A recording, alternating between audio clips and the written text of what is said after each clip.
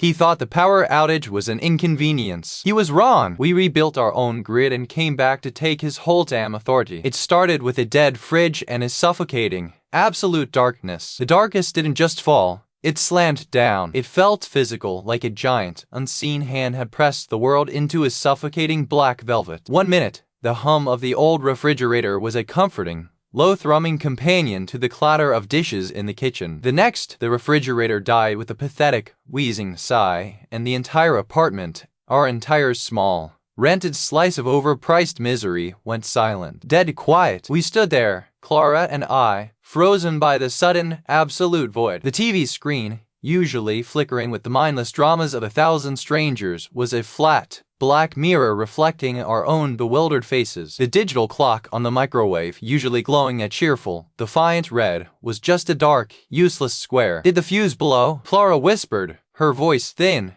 shaky. I shook my head, already moving toward the breaker box in the hallway. I flipped the main switch. Nothing. I checked the smaller circuits, tapping the switches with a knuckle, listening for a telltale click. Nothing. The stone cold. The injustice hit us then. Sharp and immediate, like a splinter driven right under the skin. It wasn't just the lack of light, though the darkness was already making the corners of the living room seem to breathe. It was the sudden, brutal cessation of function. The cold air, already creeping in from the drafty window seals, was no longer being fought by the relentless, humming beast of the refrigerator. It was just invading. We called the landlord, Mr. Henderson. He answered on the second ring, sounding annoyingly cheerful, as if the power outage in our apartment was a minor inconvenience, like a speck of dust on his polished loafers. Nas Henderson speaking. What can I do for you? Mr. Henderson, the power is completely out in apartment 3B, I said, trying to keep the edge of panic from sounding like pure, undiluted fury. Everything. Fridge, lights, heat, it's all gone. There was a brief, grating pause, the sound of him shifting his weight, probably adjusting his expensive, ill-fitting blazer. Ah, yes, that's a known issue in that building sector. Happens at every other month. Maintenance is scheduled for tomorrow morning. They should have it sorted. Tomorrow morning? Clara's voice cracked. Mr. Henderson, it's already 6 p.m. We have groceries rotting in the crisper drawer. We have nothing for dinner. We have absolutely nothing, he said, a theatrical, deeply impressed sound. Well, you can't just expect immediate service, ma'am. You pay for the unit. You get the services included. Patience is a virtue. Patience. The word hung in the stale, dark air between us, heavy and mocking. Patience, I echoed, and this time, the pitch in my voice was higher, sharper. Mr. Henderson, you are actively choosing to withhold basic amenities from your tenant, and you are telling us to be patient. That's not a virtue. That's neglect, dressed up in a tweed jacket. He started to defend himself, launching into a practiced monologue about municipal grid instability and the unpredictable nature of aging infrastructure.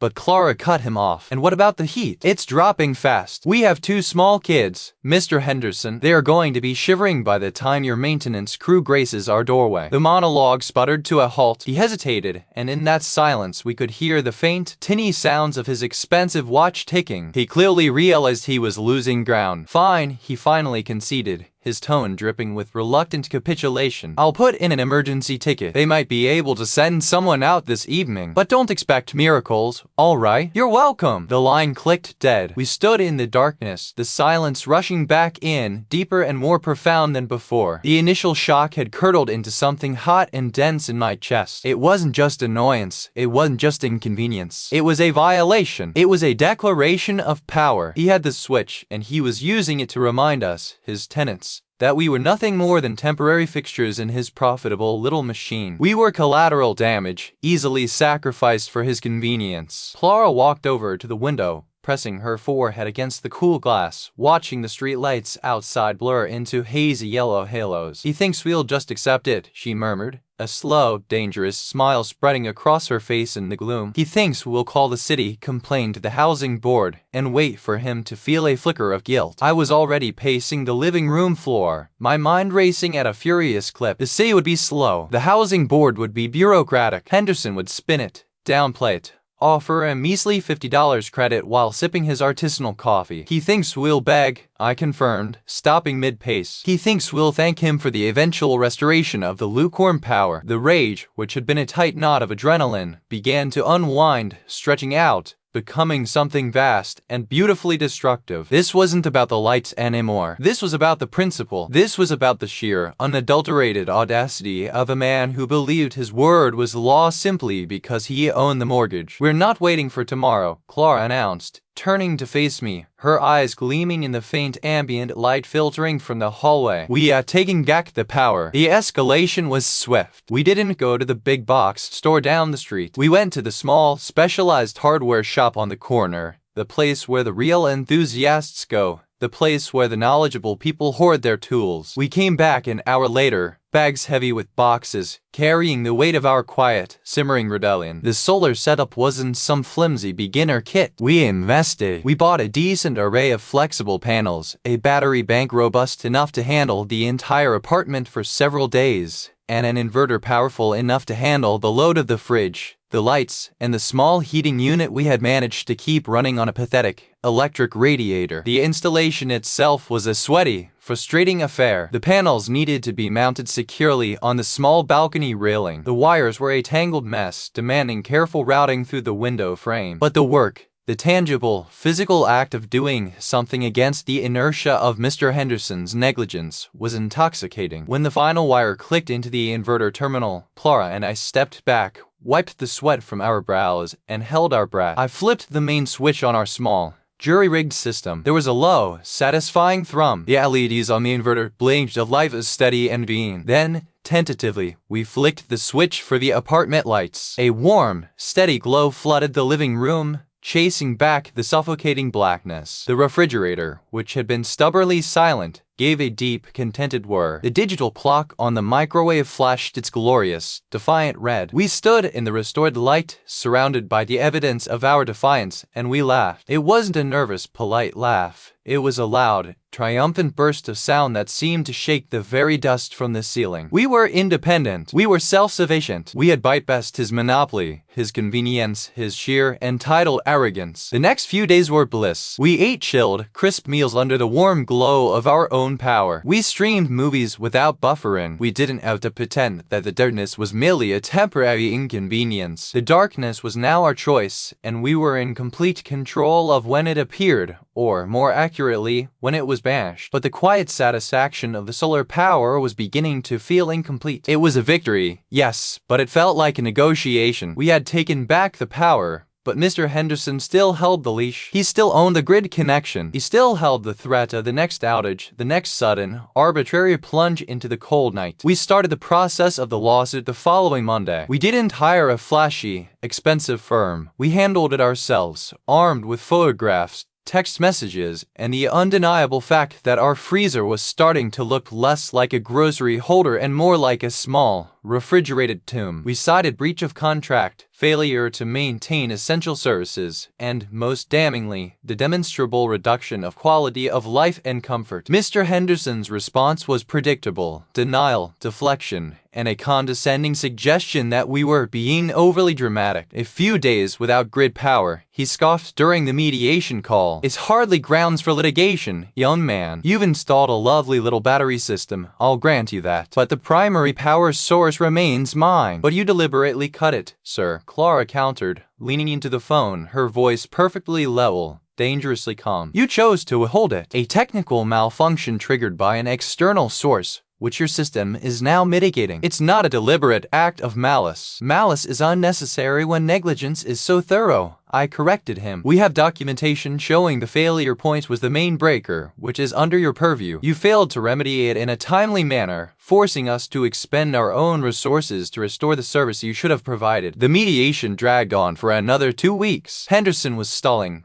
hoping we would get tired, hoping the thought of paying legal fees would make us concede the original demand, a full month's rent credit, plus compensation for spoiled goods. He was wrong. The fire in our bellies had become a steady, banked heat, ready to flare up again. Finally, the settlement offer came, delivered with a smug flourish. A full 2 weeks rent credit, conditional on us dropping the suit immediately. It was generous. It was almost insulting. Clara and I looked at each other. We had won the battle of the outage. But the war against his entitled authority was far from over. "We accept the settlement," Clara said into the phone, her voice smooth as polished granite. Mr. Henderson chuckled, the sound tinny and victorious over the phone line. Excellent. A wise concession. Very reasonable on your part. We find it reasonable, I confirmed, but we want to add one small rider to the agreement. He paused, the chuckle dying in his throat. A rider? Huh? What is it? We require that, upon the successful transfer of the settlement funds, you sign a supplemental acknowledgement stating that the provision of reliable, timely utilities is considered an essential, non-negotiable service, and that the tenant has the right to unilaterally implement alternative, self-sufficient power solutions without fear of reprisal or dispute. He hesitated again. This time the silence felt heavy with genuine calculation. He knew this was the nail. This wasn't about the money. It was about the precedent. And if we refuse to sign that? He asked, his voice losing some of its theatricality, becoming purely managerial. Then I said, letting the full weight of the word settle, the lawsuit continues, and we will pursue the full amount, plus the cost of our attorney fees, and the emotional distress of having to argue with a man who thinks a blown fuse is a character flaw. He sighed, a genuine, defeated sound this time. He accepted. The settlement money hit our account 3 days later. It was a glorious, validating splash of green digits. We felt powerful, respected, finally seen by the system, even if the system was just one stubborn man in a nice blazer. The final meeting was held in his pristine, overly air-conditioned office. He sat behind his massive mahogany desk, looking smug, already mentally calculating how he would frame this victory to his neighbors. A wise move, truly, he murmured, tapping the signed document with a Mont-Blanc pen. You've made a good example of tenants who understand the value of a mutually beneficial relationship. Clara leaned forward, placing the pen gently on the desk, not signing, but resting it there, waiting. I stepped slightly closer, my expression unreadable. We understand the value of the relationship, Mr. Henderson, I agreed. We value the stability. We value the reliability. We value the power. He nodded, satisfied. He thought the transaction was complete. He thought the lesson had been learned.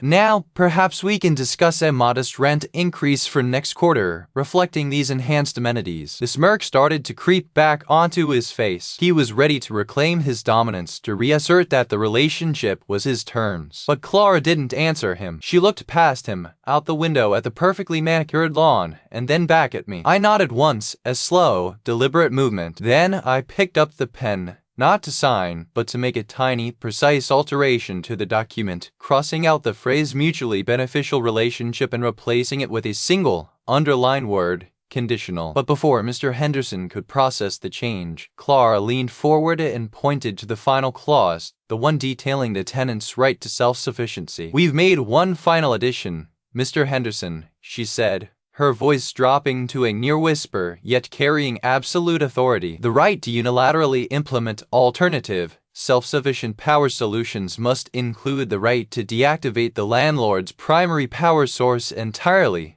should the landlord fail to meet the agreed-upon standards of timely maintenance or service provision. Henderson stared at the word, his hand hovering over the signature line. You want to cut us off? He finally sputtered, a flicker of genuine panic finally piercing his facade. I met his gaze, and in that moment, the simmering rage didn't boil over. It settled deep and steady, like groundwater beneath solid rock. It was cooler, more intelligent, and infinitely more dangerous. No, I corrected him softly. We don't want to cut you off. We want to ensure that, should you ever again treat us like temporary fixtures, we can flip the switch ourselves. And we want the right to flip it until you learn to appreciate that sometimes the tenant isn't just a renter. Sometimes the tenant is the whole damn grid.